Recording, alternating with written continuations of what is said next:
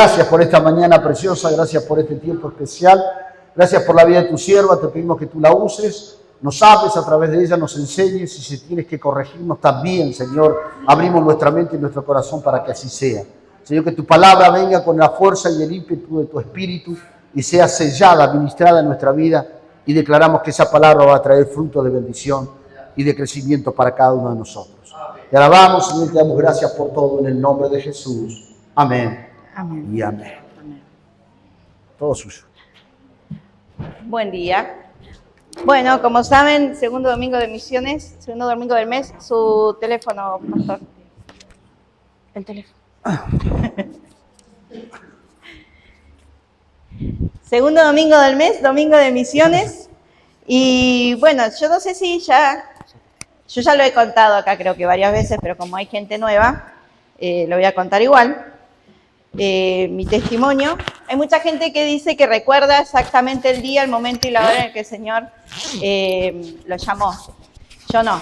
Tenía 10 años cuando me bauticé, así que no me acuerdo cuándo. Sí recuerdo una clase de escuelita bíblica en el living de la iglesia de España y Moreno, en la casa pastoral. La pastora nos hizo hacer la oración de conversión cuando éramos chiquitos, creo que tenía 5 años, pero no recuerdo haber tenido ningún cambio así de... A partir de ahí mi vida fue el caminar con el Señor y qué sé yo. Tenía 5 años.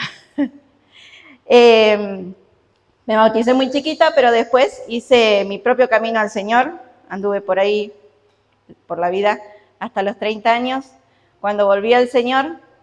Y después de ahí fue todo una cosa tras de otra como cachetada de loco, digo yo, porque después de un año de estar sirviendo en mi iglesia, fui al Instituto Bíblico, fui a acompañar a una amiga porque iba a hacer había un retiro en el Instituto Bíblico y ella andaba como medio bajón, qué sé yo. Entonces yo como amiga le digo, sí, bueno, vamos esa semana y vas a estar re bien, qué sé yo. Y cuando estábamos subiendo las valijas al auto, mi papá me dice, no te vayas a quedar, ¿eh? Yo digo, no, si yo voy para que se quede ella, yo voy para dejarla a ella, que ella se ponga en onda con el Señor. Yo estoy bien. Y el martes, eso fue un domingo, el martes lo llamo a mi papá, le digo, pa, me quiero quedar, está re bueno acá, quiero quedarme a estudiar. Bueno, ese mismo verano, eso fue en julio creo, ese mismo verano volví a ya internarme en el instituto. Era un instituto internado, uno estudia 3 meses internado y 3 meses vuelve a trabajar en su iglesia. Y entre esos 3 meses viene mi hermana de Estados Unidos. Yo no la veía hace como 2 años más o menos. Y claro, yo estaba internada en Buenos Aires, no podía venirme hasta acá y pasar esas vacaciones con ellos ni nada, porque yo todas las vacaciones estaba allá, tanto vacaciones de invierno como vacaciones de verano estaba en Buenos Aires. Entonces, en ese paso de ella, de que pasan de Ezeiza al aeropuerto que los trae para acá, ese rato yo fui, me encontré con ellos, pasé la tarde con ellos en el aeropuerto, qué sé yo, y después se volvieron. Y volví a la noche al instituto y me fui a la sala de oración como una tarada a llorar. Pero digo, pucha, yo quería estar con mi hermana, no la veo hace 2 años, ¿por qué, Señor? Y el Señor me dijo, ¿viste, cabezona? Como dice el pastor. ¿Viste, cabezona?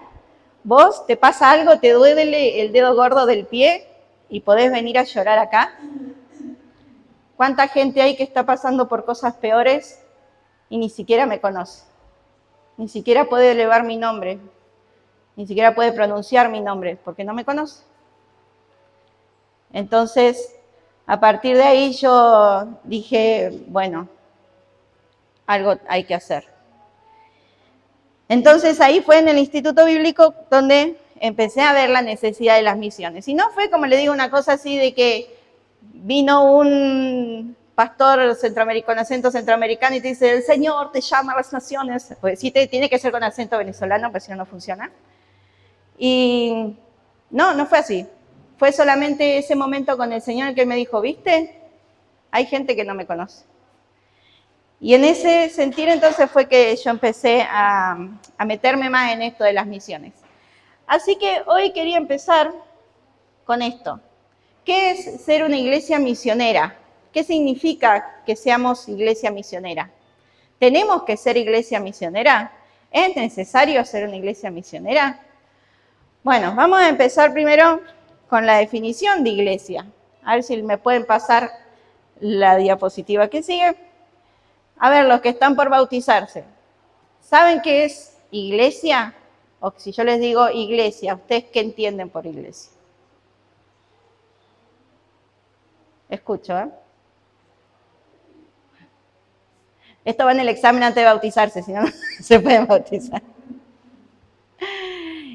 Bueno, iglesia puede ser dos cosas, ¿no? A veces pensamos que iglesia es el edificio, ¿sí? Decimos vamos a la iglesia todos los domingos.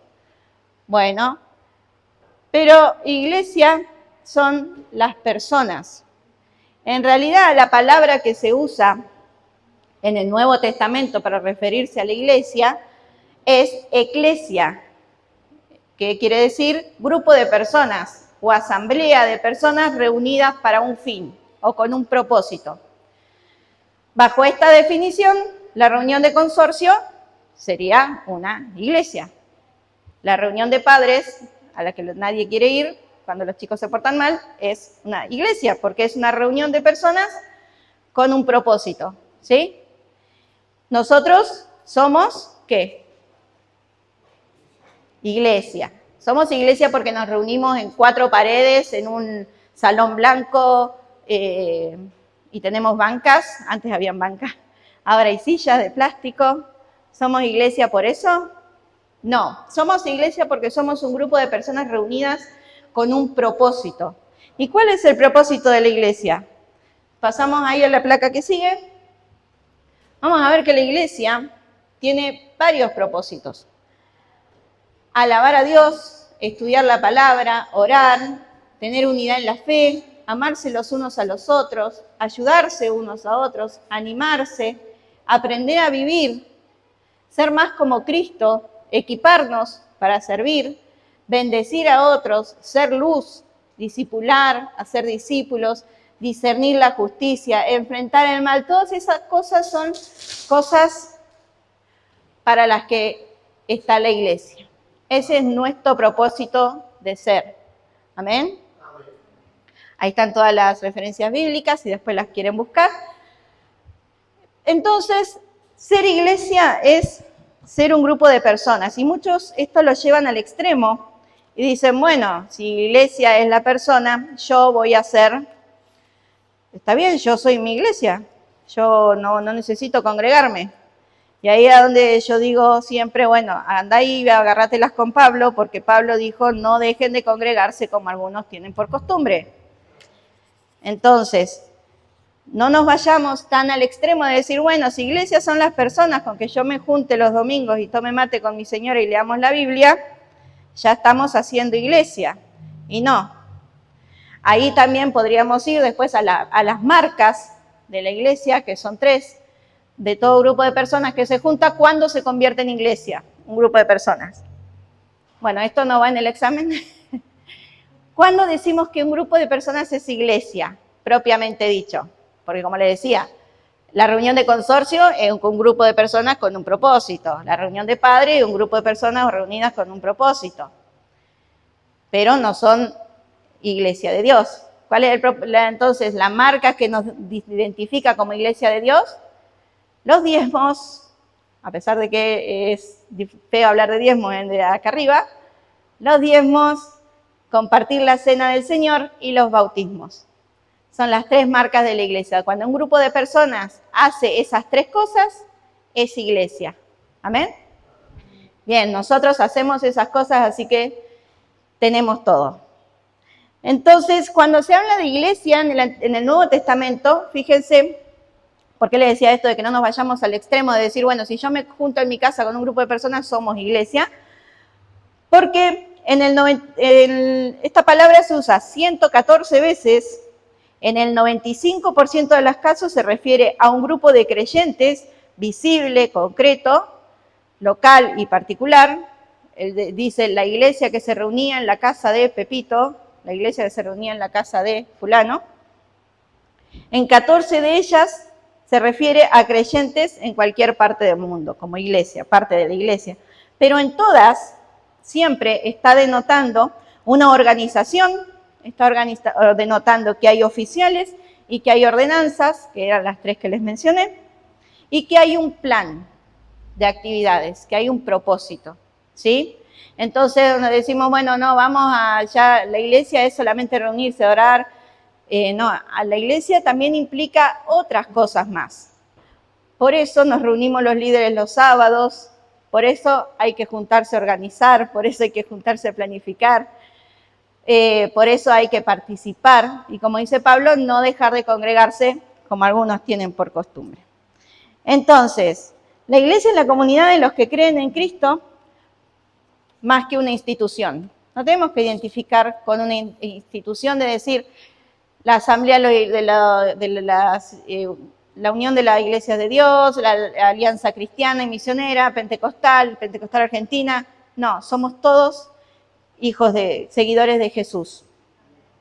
Y tampoco tiene que igualarse o identificarse con una cultura o con ciertas características o cosas que se hacen dentro de la iglesia.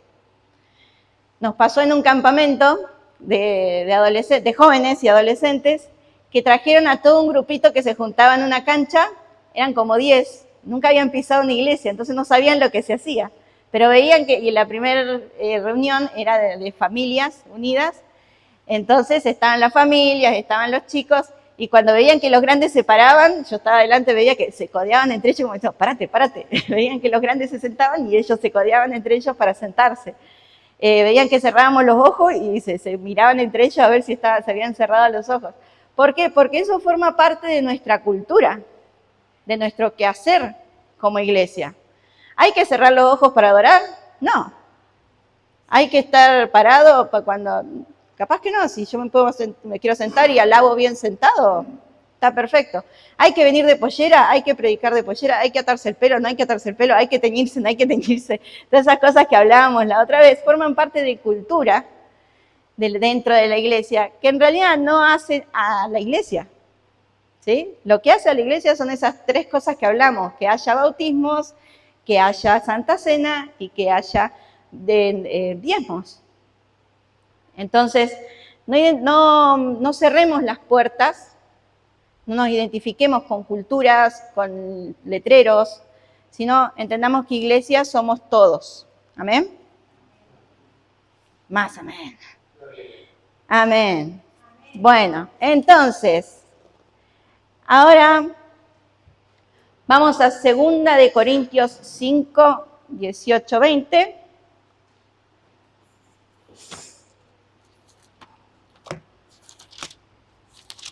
No lo puse en las diapositivas. 2 de Corintios 5, 18 al 20.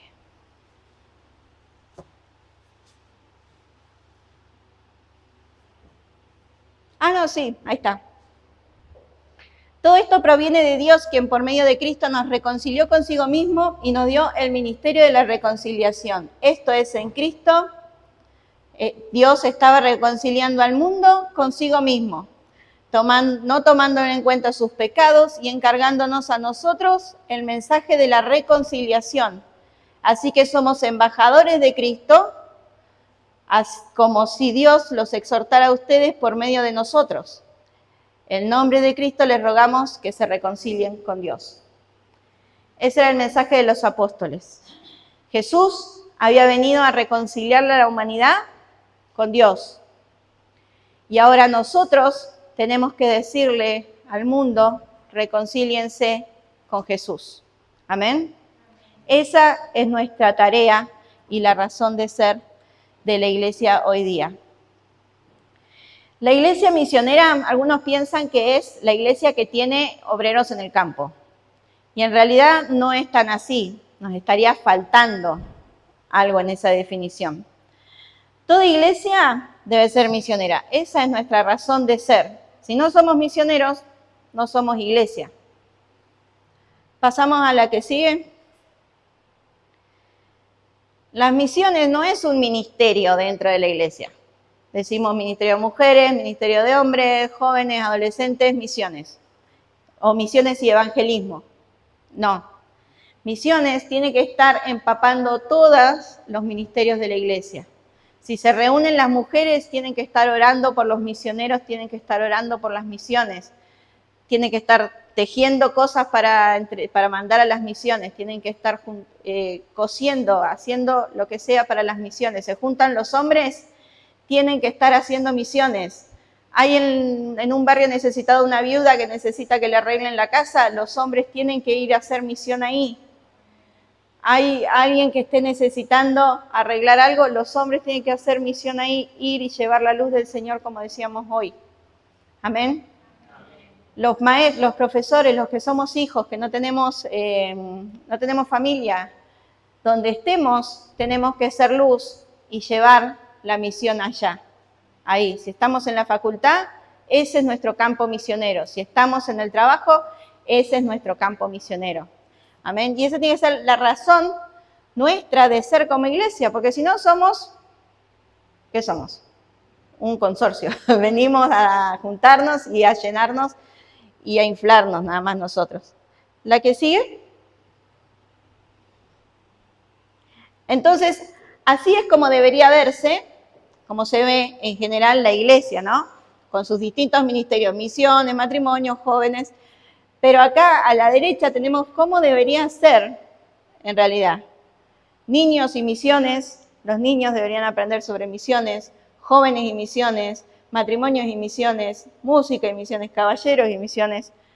Las misiones tienen que estar empapando todo. De hecho, para los jóvenes este año tenemos unos cuantos desafíos, así que yo los invito a que no falten, porque vamos a empezar a ir a visitar distintos lugares, vamos a visitar hogar de ancianos, vamos a tratar de visitar el patronato, hospital, vamos a tratar de hacer distintas actividades para llevar a la práctica esto que estamos hablando. Ya tenemos la primera actividad, el 2 de marzo, así que no falten, porque ahí ustedes todos tenemos que estar, toda la iglesia, todo como un solo cuerpo, tiene que estar haciendo misiones, tenemos que estar ahí atentos a la persona que llega, ofrecer una oración, ofrecer un abrazo, ofrecer una palabra, un hola, que es lo que la gente estaba necesitando. ¿Por qué? Porque todos somos parte. ¿Pasamos a la que sigue? ¿Cómo podemos ser parte? Orando. Orando por las distintas actividades de la iglesia, orando por los misioneros. Ahí atrás tienen un cartel con todos los misioneros que nos han venido a visitar y los misioneros de la denominación. Sáquele una fotito a uno de esos carteles, elija por mes uno para orar y dedíquese a orar todo ese mes por esa persona. Ahí, si quiere, le podemos conseguir el contacto, incluso si usted le quiere mandar alguna palabra, le quiere mandar una oración, podemos hacer ese contacto. Así que les dejo el desafío, elija a una de las personas que está allá atrás, en los cartelitos, ore por esa persona una vez durante todo el mes y sosténganlos en oración. Movilizar. ¿A qué se refiere con movilizar? Animar a otros a participar de las actividades de misiones. Una de las actividades que nosotros tenemos todos los años es la Caminata por la Libertad, que es una manifestación pacífica que hacemos en contra de la trata de personas. Bueno, esa es una forma de movilizar. El estar ahí, el hablar con mis vecinas sobre trata, hablar con mis vecinos, con personas sobre las cosas que pasan en otros países. Hablar sobre el trabajo que hacen otros misioneros desde acá arriba es movilizar. Dando mis ofrendas. Si ustedes quieren dar una ofrenda especial a algún misionero, ahí atrás también tienen los contactos, donde pueden comunicarse con ese misionero y decirle, mira, yo siento del Señor sostenerte en este sentido. O poner sus ofrendas acá específicas, si ustedes quieren que vaya específica para misiones, le ponen un cartelito, dicen para misiones, y eso se va a apartar. Enviando, alguien tiene que de acá levantar la mano y decir, yo voy. Hoy cantábamos, no busques a nadie más, heme aquí. ¿Alguien lo cantó? Agárrense los pantalones entonces, porque todos vamos a tener que salir. Quiero que la cantamos todos, así que hay que salir, ahora ya no queda otra. Yo tenía una compañera en el Instituto Bíblico que una vez dijo, yo últimamente casi que no canto en la iglesia. Yo tengo mucho cuidado de lo que canto en la iglesia, porque todo lo que canto yo sé que el Señor se lo toma en serio. Y yo estoy haciendo un trato, estoy hablando con el Señor, estoy diciéndole que voy a hacer algo y después no lo hago, entonces mejor no lo digo. Y yo primero pensé, qué inteligente, está bien, está bueno, pero por otro lado pensé, qué aburrida que va a ser tu vida porque no vas a hacer mucho si no entregas todo al Señor. Pero bueno, son cosas para tener en cuenta. Si no lo vamos a hacer, no lo digamos, pero yo los animo a que sí lo hagan, porque realmente vamos a ver la gloria del Señor en esas cosas. El ir, vamos a ir, 2, empezando, y cuidar. El cuidado hacia los misioneros también es muy importante, estar en contacto con ellos, orar por ellos, llamarlos, mandarle un mensajito. Si sabemos que algún misionero está volviendo, invitarlo, tenerle o mandarle comida, o mandarle ropa. A veces vuelven sin ropa del lugar, vivís en un lugar donde hace mucho calor y volvés acá. Yo, por ejemplo, cuando volví de Tailandia no tenía ropa de invierno porque al ir me había regalado toda la ropa y después cuando volví tenía un jean y un pullover nada más. Entonces, siempre estar atento al misionero que conozcamos o los que tenemos ahí el contacto, alguno mandarle un mensajito. Realmente son cosas que uno los necesita cuando está afuera, porque lo que más extraña cuando uno está en el campo es la vida de iglesia. El poder venir acá, estar con los hermanos. Yo antes de irme al campo pasaba todo el sábado en la iglesia, pasaba todo el domingo, a veces en la semana teníamos reunión de oración, entonces era como mi segunda casa prácticamente. Y cuando me fui al campo era estar sola, no encontrar una iglesia donde uno encajara. Es difícil. Entonces, como iglesia, seguir acompañándolos, porque no es que los tiramos y lo dejamos allá, sino que lo tiramos y tiene un hilito todavía que nos une al obrero con la iglesia. Seguimos entonces. Vamos a ver un ejemplo de la primera iglesia misionera, que es la iglesia de Antioquía, que está en Hechos. Hoy les prometo que no los voy a hacer pasear mucho por la Biblia, nos vamos a quedar ahí en Hechos. Y esto va a ser rapidito. Vamos a Hechos. Bueno, y ustedes me van a decir, pero yo vine hoy porque estoy luchado, porque estoy trabajado y cargado, y me vienen a hablar de misiones. Bueno, ¿qué tiene que ver esto con lo que me está pasando a mí? Si yo estoy pasando por A, B, C, y yo venía a buscar otra cosa. Bueno, esto tiene todo que ver con nuestra vida. Porque si vemos la iglesia de Antioquía, podemos ver qué es lo que tenemos que hacer. Si estás trabajado, estás cansado, estás perseguido, hacé lo que hizo esta iglesia. Y ahora vamos a ver. Vamos a Hechos 11, 19 y 30. Del 19 al 30. Vamos a hacer lo siguiente entonces. Va a ir leyendo uno por uno un versículo en voz alta, en voz de mando, hasta el 30. Del 19 al 30. ¿Tienen todos? ¿Quién arranca ahí? Vamos, 19. Ahora bien, los que habían sido esparcidos a causa de la persecución que hubo por motivo de Esteban, pasaron hasta Fenicia, Chipre y Antioquía, no hablando a nadie la palabra, sino solo a los judíos. 20 allá. Pero había entre ellos unos varones de Chipre y de Cirene, los cuales cuando entraron en Antioquía hablaron también a los griegos, anunciando el evangelio del Señor Jesús. 21. La mano del Señor era con ellos, y creyendo, gran número se convirtió al Señor. 22. Llegó la noticia de estas cosas a uno de los presos que estaba en Jerusalén, y enviaron a Bernabé de vuelta a Antioquía. 23. Cuando llegó y vio la gracia de Dios, se regocijó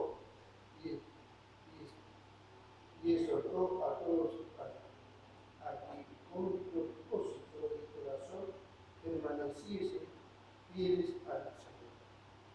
24. Porque ella varón buena, llena del Espíritu Santo y de fe,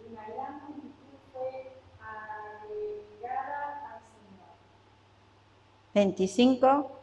Después Bernabé subió hasta Tarso para buscar a Saulo.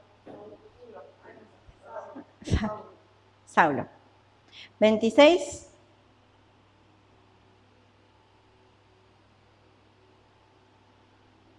Cuando lo encontró, lo llevó de regreso a Antioquía. Los dos se quedaron allí con la iglesia durante todo un año, enseñando a grandes multitudes. Fue en Antioquía donde por primera vez a los creyentes los llamaron cristianos. 27. En aquellos días, unos profetas recibieron de Jerusalén a Antioquía. 28.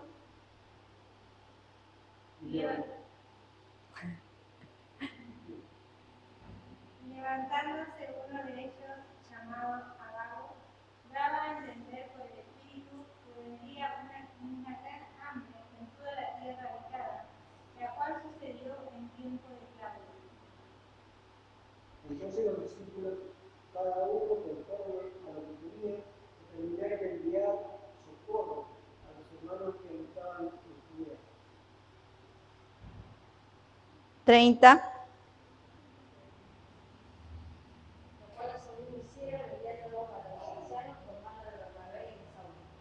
Muy bien. Ahora seguimos el 13, saltamos hasta el 13 y leemos el 1 al 3.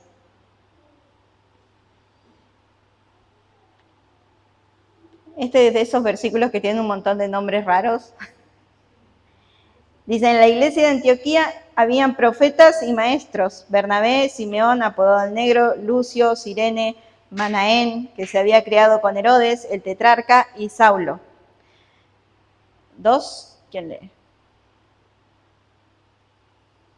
Ministrando esto el Señor y accionando dijo el Espíritu Santo, aparte a Bernabé y a Saulo para la obra a ellos lo es honor. 3. Así que después de pasar más tiempo en ayuno y oración, les impusieron las manos y los enviaron. Primer viaje misionero de Pablo. Ahí está. Ese es el inicio del primer viaje misionero de Pablo, ¿sí? Bueno, vamos a ver entonces las características de esta iglesia. Primero que nada, no fue una iglesia madre, ¿sí? Y tampoco fue una iglesia de grandes nombres, de grandes apóstoles.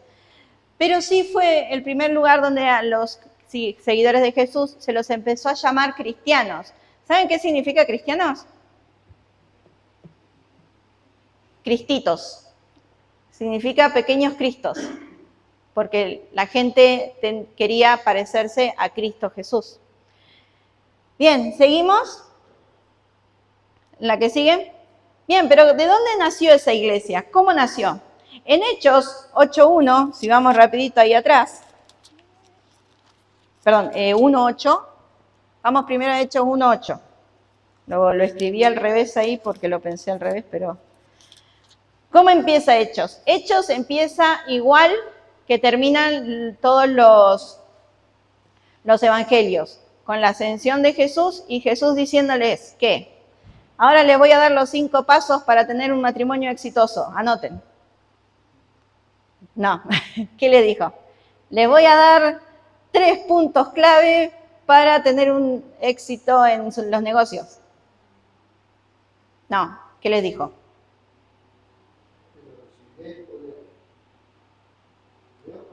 ¿Lea? Pero recibiréis poder cuando haya venido sobre vosotros el Espíritu Santo y me seréis testigos en Jerusalén, en toda Judea, en Samaria y hasta lo último de la tierra. Amén. No les dijo, hagan esto, empodérense, No, ¿qué les dijo? Vayan y prediquen este mensaje, sean mis testigos en toda Judea, Samaria y hasta los fines de la tierra. El Espíritu Santo viene sobre ellos en el capítulo 2. La iglesia empezó a crecer en Jerusalén de una forma descomunal.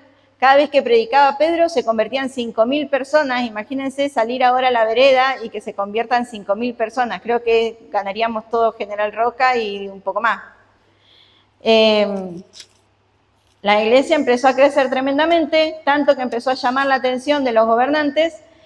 Y en el capítulo 7, ¿qué pasa? ¿Se acuerdan? Si ven ahí el principio, en realidad empieza casi a mitad del 6, el arresto de Esteban. ¿Sí? Esteban fue uno de esos miembros nuevos de la iglesia que fue el primer mártir, la primera persona a morir apedreada por seguir a Jesús. Cuando muere Jesús, cuando muere Esteban, ¿quién estaba ahí diciendo, me parece perfecto lo que están haciendo? Pablo, nuestro amigo Pablo. Estaba ahí aprobando lo que había pasado. Y en el 8.1 dice, en aquel día se desató una persecución contra la iglesia en Jerusalén y todos, excepto los apóstoles, se dispersaron por las regiones de Judea y de Samaria. Los estudiosos de la Biblia dicen que Hechos 8.1 no hubiera sucedido si hubieran hecho caso a lo que se había dicho en el 1.8. Si los apóstoles hubieran salido inmediatamente después de que recibieron el Espíritu Santo, como se lo había ordenado Jesús, probablemente no se hubiera desatado esa persecución. Pero como Dios lo que hace se tiene que cumplir, lo que dice se tiene que cumplir, a veces, si no vamos por las nuestras, podemos terminar todo lleno de baba de ballena en la playa donde teníamos que terminar, como Jonás, o podemos ir por nuestros propios pies. Entonces, la gente que se dispersó a causa de esa persecución empezaron a predicar, pero seguían predicándole solamente a los judíos. Había una separación ahí entre judíos y personas que no eran judías, a los que se les llamaba gentiles, y no se les predicaba a todo el mundo. Pero hubo alguien que dijo, ¿por qué no? Vamos a predicarle. Entonces, hacían muchos discípulos. Vamos a la que sigue. Se empezó a convertir también de a miles y predicaban y empezaron a obedecer lo que el Señor les había dicho, a ser testigos en Judea, en Samaria y hasta lo último de la tierra. Si vemos el mapa van a ver que este lugar, se me fue el nombre de la iglesia, Antioquía, está en Turquía. Turquía está arriba de donde Palestina, que es donde se desarrollan los evangelios. O sea, caminaron bastante hasta Antioquía para llegar a Turquía. Estaban lejos. Hacían todo a la vez. A medida que iban andando, iban predicando. ¿Seguimos? Esta iglesia también se preocupaba por tener una doctrina correcta. No vamos a leer todos esos pasajes porque se nos van a hacer muy larga la predicación, pero lo que estaba sucediendo ahí en Hechos 15 es que como se estaba convirtiendo tanta gente gentil, gente que no era judía, muchos griegos, gente de toda nacionalidad, los judíos empezaron a decir, ojo, nosotros somos el pueblo elegido, para que haya salvación, la Torá, la ley, dice que la salvación viene a través del pueblo judío. Entonces, todas las personas que quieran ser salvas tienen que ser judías. Todas las personas que quieran ser judías, los hombres tienen que cumplir con la circuncisión. Entonces, ahora todos los que se están convirtiendo, que no son judíos, tienen que pasar por la circuncisión. Los que no saben qué es la circuncisión, después le preguntan al pastor. Las mujeres, tranquilas, no teníamos que hacer nada. Casarnos con un judío probablemente, pero nada más. Los hombres eran los que la pasaban mal. Entonces, ¿qué empezó a pasar? La gente empezó a dudar, a tener dudas, ¿realmente soy salvo? ¿No soy salvo? ¿Jesús es todo lo que necesito o no? ¿Qué cantábamos recién? Jesucristo basta. La circuncisión era nada más una señal externa de que una persona pertenecía al pueblo judío, pero incluso en los libros más antiguos, en el Antiguo Testamento, decía que no implicaba la salvación. Los profetas decían que la salvación viene por la fe, y la fe en Cristo Jesús. Entonces, se arma todo ahí una batahola, Pablo, que sabía bastante de la ley, dice, no, en realidad no hace falta que se circunciden. Si la Biblia, si en el Antiguo Testamento dice que solamente con creer ya pueden ser parte del reino. Pero bueno, no se decidían, entonces dijeron, vamos a Jerusalén y lo discutimos allá, que están los apóstoles, que eran los directos que habían hablado con Jesús. Estaba Pedro, Santiago y todos los demás apóstoles importantes de Jerusalén. Se van a Jerusalén y ahí se arma lo que es el primer concilio. Los concilios son reuniones donde gente importante, teólogos con mucho conocimiento, deciden determinadas doctrinas, ¿sí? Sobre las que puede haber confusión en la Biblia. Por ejemplo, una doctrina, ¿Jesús era Dios o era hombre? Eso se discutió y uno dice, bueno, pero está en la Biblia, Jesús era Dios, era hombre, ¿por qué me importa? Bueno, pero hay gente que se pone a discutir esas cosas filosóficas, entonces se arman estas reuniones que son concilios. Bueno, en el primer concilio de Jerusalén entonces se decidió que no hacía falta que los gentiles se conviertan al judaísmo. Ahora todos los hombres dicen, bien. Bueno, entonces nosotros, gentiles, no tenemos que convertirnos al judaísmo, simplemente creemos a través de Jesús. Amén. Y tenemos nuestra salvación a través de Jesús. Entonces le mandan una carta a la iglesia de Antioquía y le dicen, miren, ustedes lo único que tienen que hacer es estas cosas y no hace falta que se conviertan al judaísmo. Perfecto, ellos recibieron la carta, se pusieron muy contentos, recibieron gente de Jerusalén que fue a enseñarles más todavía sobre la ley y sobre la palabra de Dios. Entonces era gente con hambre. Yo lo que veo acá de esto es que era gente que realmente tenía hambre. Vamos al que sigue. En Hechos 13,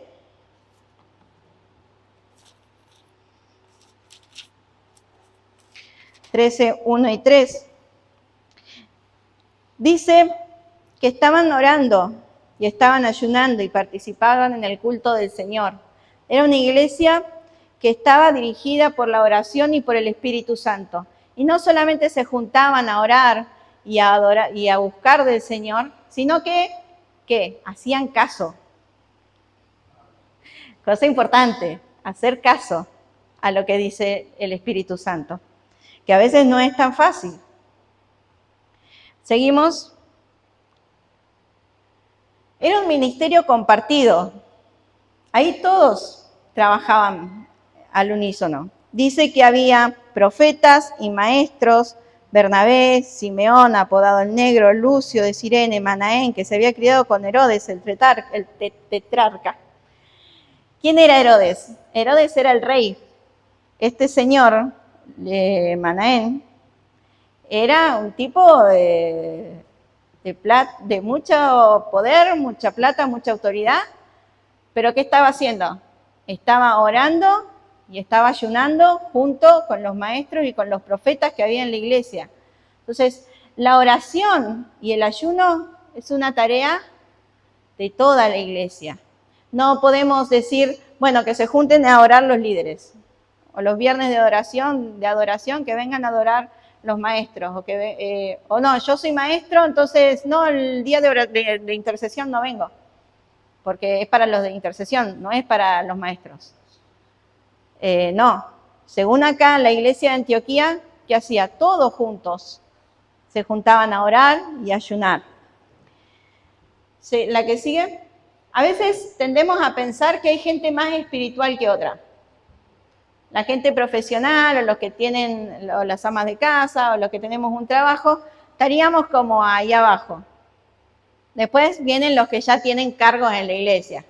Uno como que empieza en la iglesia, bueno, atendé a la gente que llega, o bueno, si podés venir y limpiar. Como por las tareas parecieran menos santas, pero incluso venir a limpiar la iglesia o atender la ropa son cosas muy santas. Todo lo que tiene que ver con el servicio del Señor es santo y es una forma de adoración al Señor. Así vengas a cambiar una lamparita de la iglesia, así vengas a cambiar la bolsa de basura del baño, eso es servicio y adoración al Señor. Amén. Yo cuando empecé en la iglesia también pensaba que era así, que había gente más espiritual que otra. De hecho, yo no quería servir en la iglesia. Yo era, bueno, sí, Señor, ya está, volví a la iglesia, me congrego los domingos, entrego los diezmos, pero yo acá y vos allá. Yo hago mis cosas y vos atendés tus cosas. Hasta que, bueno, un día empezaron, bueno, pero ¿y en qué vas a servir? ¿Y en qué vas a servir? ¿Y no vas a servir en nada? Había que ocuparse de la ropa. Entonces dije, bueno, está bien, me ocupo de la ropa. Junto la ropa, total, es lavar la ropa y llevarla limpia a la iglesia y estar ahí los días que se abría el ropero. Nada más. Dije, bueno, lo que menos santidad implique. Y ahí empecé con la ropa. Y después al tiempo me decían, bueno, pero necesitamos una maestra que le dé los primeros pasos a los chicos que se van a bautizar, a los adolescentes. Y yo entonces ahí ya les dije, ya llevaba un año de proceso con el Señor, ¿no? Así que ahí en obediencia, fue casi en obediencia nada más, porque tampoco muchas ganas no tenía, pero por obediencia a mi pastor le dije que sí. Entonces le dije, bueno, pero yo necesito que también capacitarme, porque yo tengo de Biblia lo que aprendí cuando tenía 10 años en la escuelita bíblica, después de ahí más nada. Entonces empecé a capacitarme con mis pastores, con mis líderes, y empecé a darle los primeros pasos a los adolescentes. Y bueno, después de ahí fue enamorarme del Señor, enamorarme de los chicos, fue querer estar en la casa del Señor todo el tiempo, vivir esa vida de iglesia y el estar con el Señor todo el tiempo y el servirle, se te empieza a despertar una pasión que es difícil de apagar. Amén. Entonces, no hay un trabajo menos santo que el otro. A nosotros en el Instituto Bíblico nos mandaban a limpiar y me acuerdo que había un chico que vino, un chileno, cantante, allá en Chile supuestamente conocido. Entonces venía con todos los humos el muchachito. Él era el cantante que tenía videos en YouTube, lo había mandado su pastor de su iglesia, mega iglesia de no sé dónde, en Chile. Acá no lo conocía ni el loro. Y el primer día que lo mandan a limpiar, estaba como, ¿qué? ¿Todos tenemos que limpiar? Sí. ¿Y el líder también limpia? El que más tiene que limpiar, si tiene que dirigir los equipos. Y lo mandaron a limpiar. Y él no podía creer, no salía de su asombro de que tenía que ir a lavar pisos, que tenía que ir a lavar el baño. Encima la primera tarea que le toca es mantenimiento. El mantenimiento era ir por todo el instituto, una cuadra, sacando los tachos de basura, lavando los tachos de basura, sacando la basura, llevando la basura hasta el container. El mejor trabajo le dieron. Pero en esos tiempos de estar lavando los pisos, de estar transpirando, de estar todo lleno de tierra, es también donde el Señor más nos hablaba y más trataba con nosotros, con nuestro corazón. Yo, gracias a Dios, eso fue algo que mamé de mis pastores en Barrio Nuevo. Mi pastor es doctor, pero él no tenía problema en llegar a la iglesia el sábado y si estaban los baños sucios, él se ponía a lavar los baños. Si había que hacer algo, él iba y lo hacía. Si había que cargar cosas, iba y las cargaba. Y ustedes lo ven, es flaquito así, no le mueve nada, pero él iba y venía, la esposa también, mis papás también. Entonces, yo aprendí eso de mis líderes, gracias a Dios. Entonces, eso se hace entre todos. Amén. Bien. Era una iglesia que traspasaba barreras sociales. Pasamos a la que sigue. Ellos le predicaban tanto a judíos como a no judíos.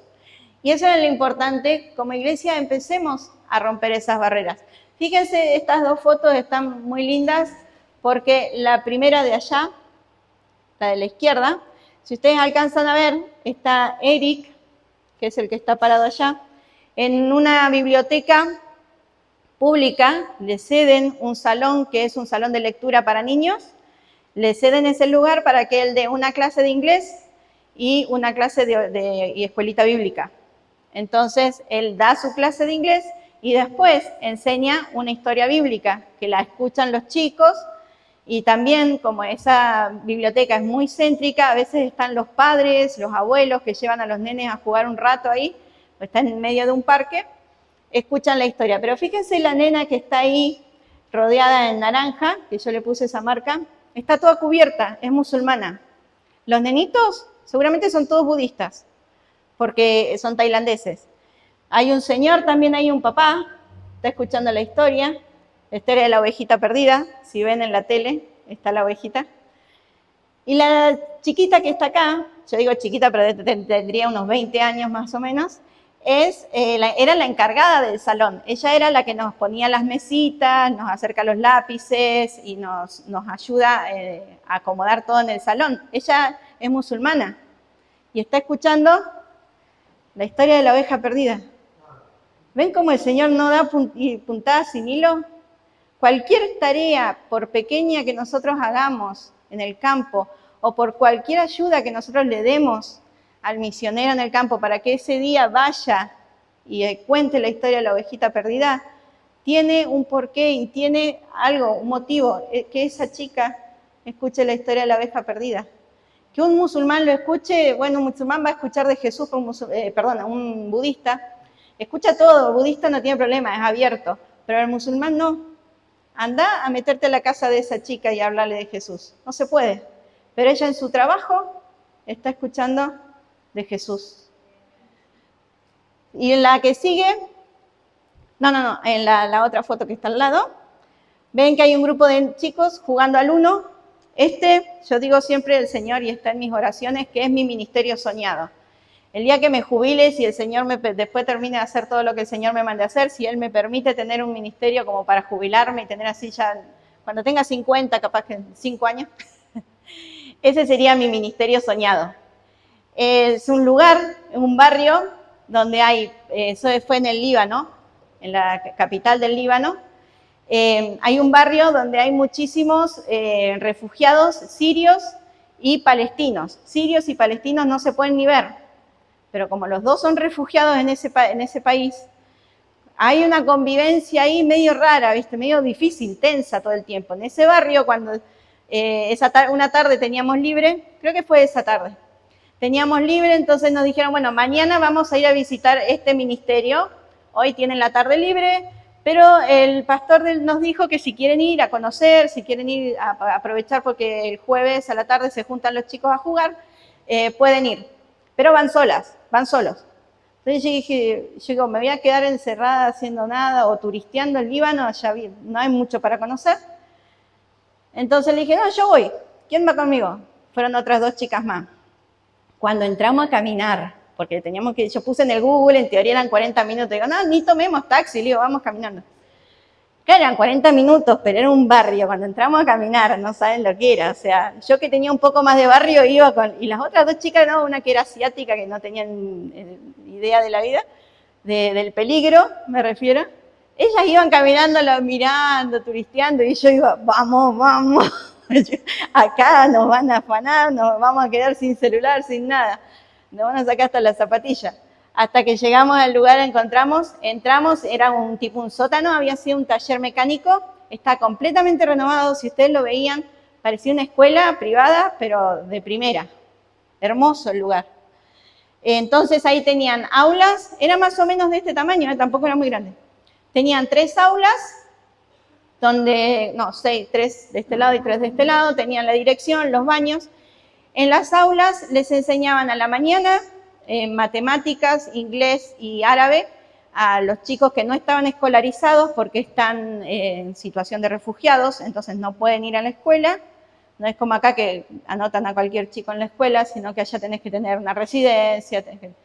Entonces, como no estaban escolarizados, iban ahí en la mañana a tomar sus clases de inglés, de árabe y de matemáticas. Después, a la tarde, eso se abría como un salón de juegos. Tenían en el salón, en el medio, un montón de pinball, tenían todos juegos, ping-pong. En ese sillón tenían el uno, así que se iban todos a jugar ahí al uno. Y eran nenes sirios y palestinos. O sea, afuera, en teoría, no se podían ni ver. Pero acá, ¿qué había? ¿Cuál era el ministerio que nos dijo el líder que nos recibió? Nosotros tenemos el ministerio de la reconciliación, que palestinos y sirios se reconcilien acá. Y eso empieza con los chicos. Y en la comunidad se hacía ese trabajo. Entonces dicen, los chicos acá, vos lo ves en la calle, dice, andan así nomás, dicen, patas, sucios, pero acá saben que tienen que venir bien vestidos, se arreglan, no dicen malas palabras. Dice, a la tercera mala palabra no los dejamos venir por 2 días. Entonces para ellos era lo peor que les podía pasar, así que ahí adentro no decían una mala palabra, no se peleaban, nada.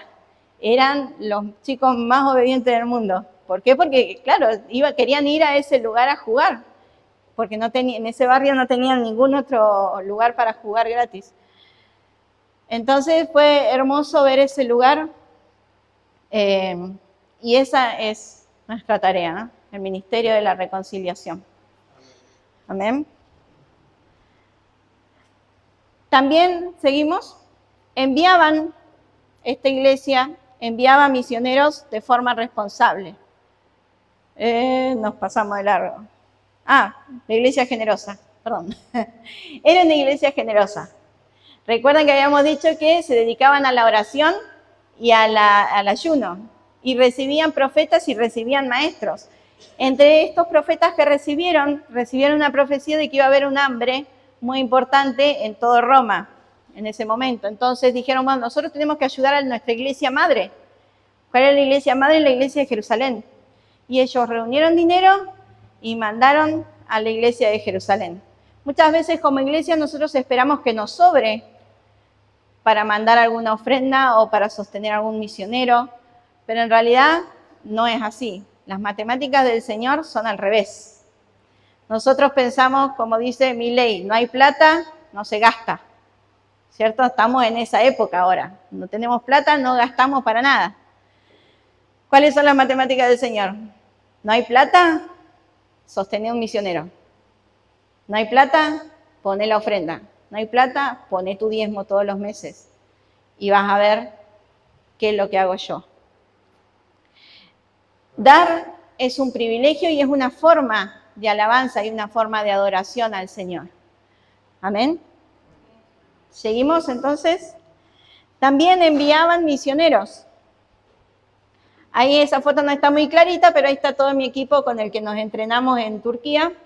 Ahí estoy yo, atrás hay aquel grupito de 3, son 3 chicos un matrimonio de Hong Kong, una chica de Taiwán. Este chico estaba casado con otra chica que sale más atrás en la foto. Atrás hay una chilena, 2 colombianas. Era una salsa eso entre latinos y asiáticos, porque los asiáticos son como así, y los latinos éramos cualquier cosa. Así que estuvo buena esa experiencia intercultural. Así que, ¿qué más decir? Una iglesia enviadora es una iglesia que entrega a sus hijos a la obra misionera. Y yo creo que esa es la parte más difícil, ¿no? Porque que me manden a mí es fácil. Yo fui, cuando el Señor me llamó, dije, bueno, acá estoy, voy. Pero no quiero imaginarme lo que habrá sido para mi papá. Mi papá se ponía blanco. O sea, mi papá era negro mal. Y cuando mi hermanita se fue al instituto bíblico, pues después de que entré yo, entró ella, se enfermó el señor. Cuando mi mamá mi hermana tenía que viajar, el tipo se enfermó, estaba blanco. O sea, no quería entregar a la hija para nada. Y mi mamá también, yo creo que es otro proceso, ¿no? Cuando le piden un hijo, cuando el Señor te pide un hijo.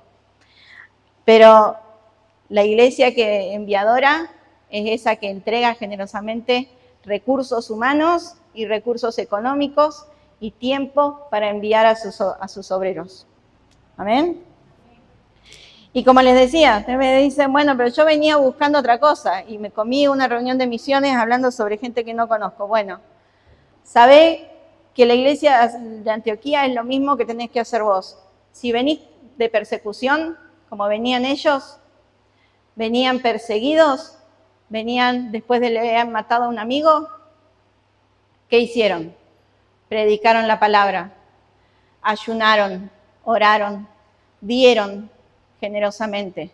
Entonces, si estás perseguido por todos lados, si estás trabajado por todos lados, predicá más que nunca, ayuná, orá, da generosamente, serví en tu iglesia y vas a ver cómo las demás cosas se van acomodando. Amén. Quería terminar con un video, el que dice ahí la necesidad de las misiones. Voy a apagar la luz de allá.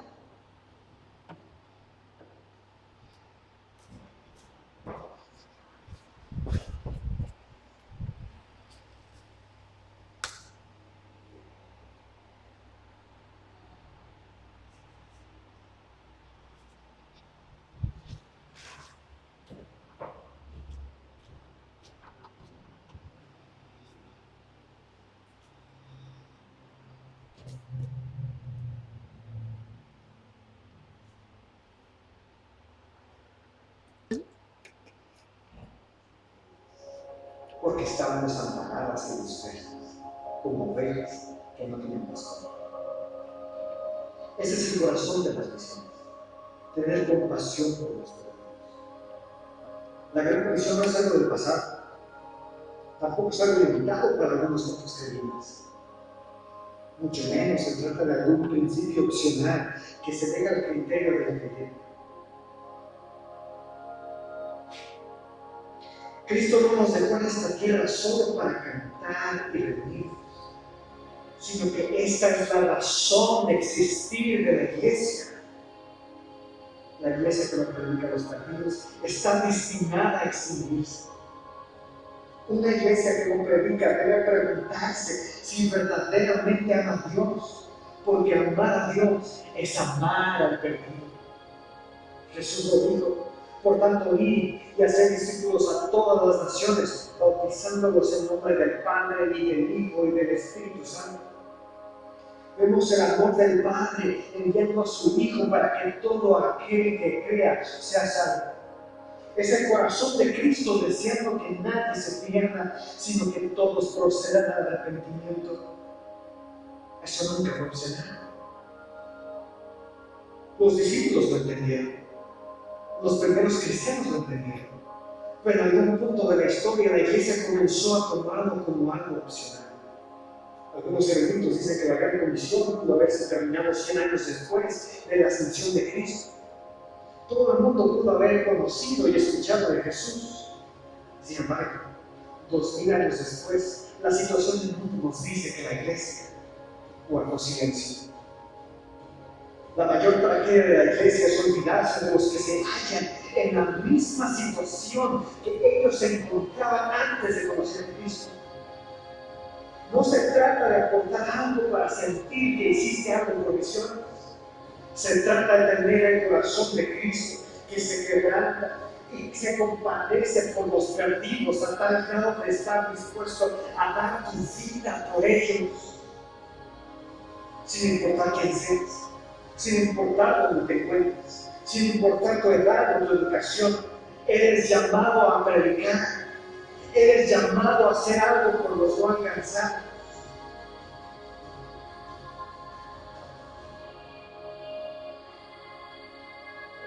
Es tiempo que la iglesia se levanta, es el tiempo que la iglesia predica, es tiempo de cumplir el propósito por el cual estamos aún aquí. Es tiempo de llevar a Jesús a aquellos que claman por salvación.